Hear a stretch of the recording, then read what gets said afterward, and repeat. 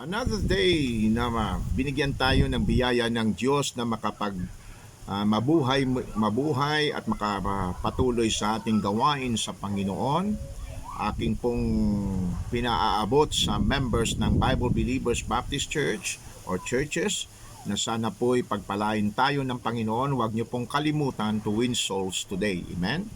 Okay, patuloy pong ating pag-aaral patungkol po sa reaction natin sa isang preachers dito sa aming lugar sa Iloilo City, at of course marami pa, I'm sure, hindi lang dito yan na nagsasabi ng dispensationalism daw ay man's interpretation, which is wrong.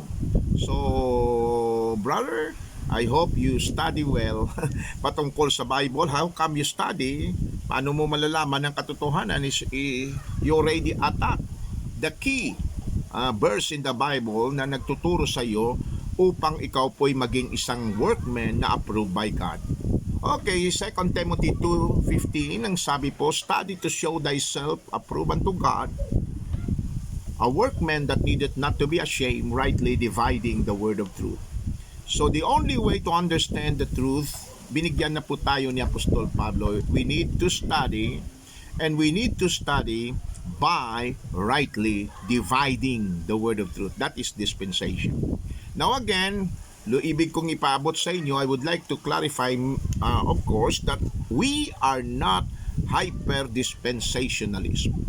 We believe that na-complete po yung gospel nung death, burial, and resurrection of the Lord Jesus Christ. Okay? Malinaw po yan sa salita ng Diyos. That is the gospel in 1 Corinthians 15, 1-4. Okay? So right now, ay pinag-uusapan natin kasi may apat na ingredients po yung command ni Paul, and that is we need to study by rightly dividing the word of truth and the workman approved by God. Okay?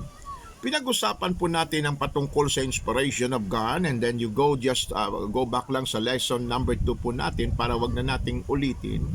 Yung term na inspiration po is used twice in the scripture. And that is in 2 Timothy 3:16, and the other one is in Job 32 verse 8.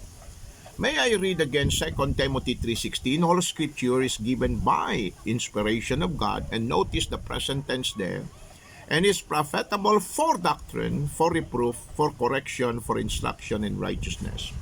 So yung nagtuturo na yung King James Bible daw ay preserve God's word pero hindi po ito inspired, that is wrong, my friend. Ang sabi, all scripture is given by inspiration of God. It is present tense, right? Inspiration without preservation is useless. Preservation without inspiration, kalukuhan po yun, mga kaibigan. That is not right. The other one would be in Job 32 verse 8, and we're going to compare verses.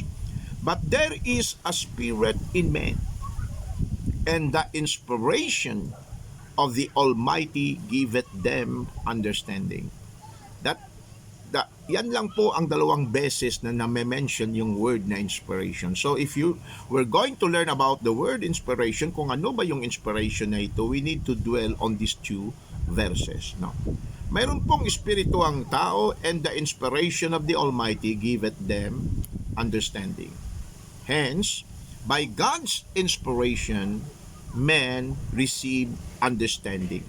Kung bakit mayroon tayong understanding is because of God's inspiration. Okay? Hininga ng Diyos. Malinaw po yan. So therefore, by God's inspiration, men receive life. Hindi po ba? Nabuhay po tayo dahil sa inspiration ng Diyos. Sabi nga sa Job 33 verse 4, ito pong pagkasabi, the Spirit of God hath made me, and the breath, notice that, of the Almighty hath given me life. Hindi mo na kailangan magpunta ng Greek at saka Hebrew to understand the word inspiration. Okay? The Spirit of God hath made me, ginawa ako ng Espiritu ng Diyos, at ang hininga ng Almighty nagbigay sa akin ng buhay. Kaya po totoo, dahil po sa inspiration ng Diyos, nagkaroon po tayo ng understanding. At hindi lang yan, nagkaroon po tayo ng buhay dahil sa hininga ng Diyos, dahil sa inspiration of God.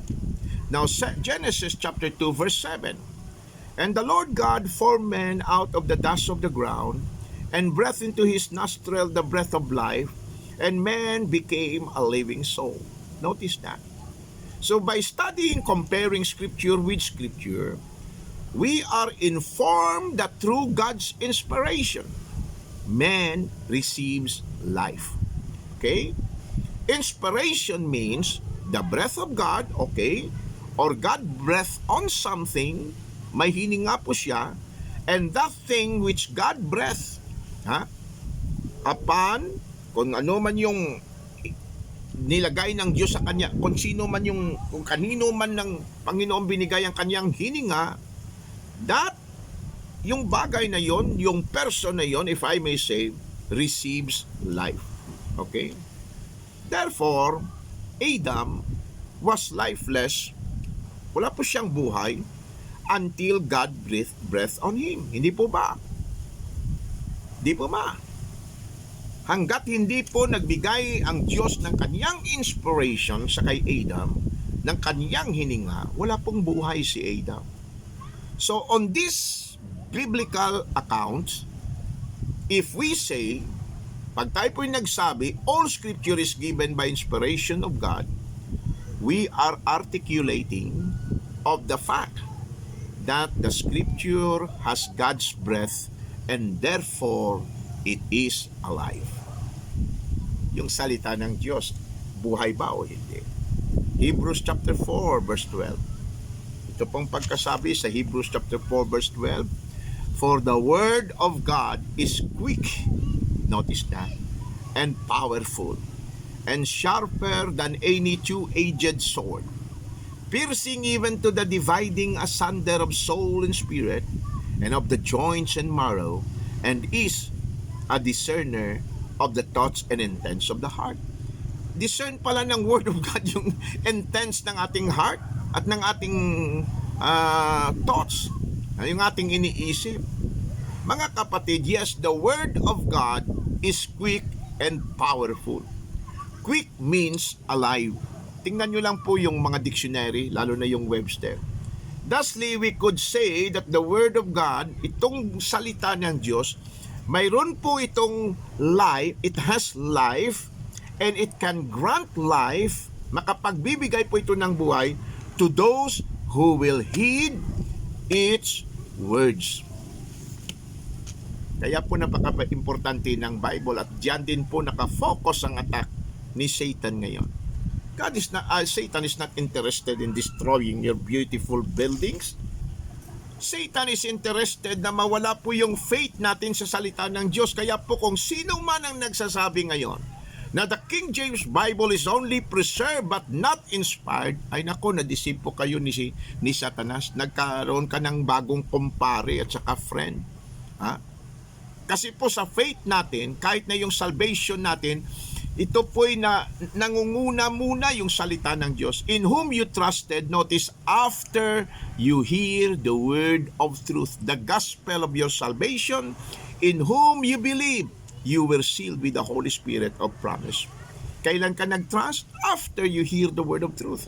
Because faith cometh by hearing, and hearing by the word of God. So malinaw po na si Adam was lifeless dahil hindi pa siya binigyan ng inspiration of God. Inspiration means to give life. Kaya po yung salita ng Diyos ay buhay. Now, Ephesians 2:1, ito pong sabi, and I hope the Reformed Calvinists would take heed of this, and you had he quickened, notice that, who were dead in trespasses and sins. Read the verses again and note that in order for us to unearth biblical truth does not rely on higher education or knowledge of Greek and Hebrews, but on believing the Bible as it is, mga kapatid.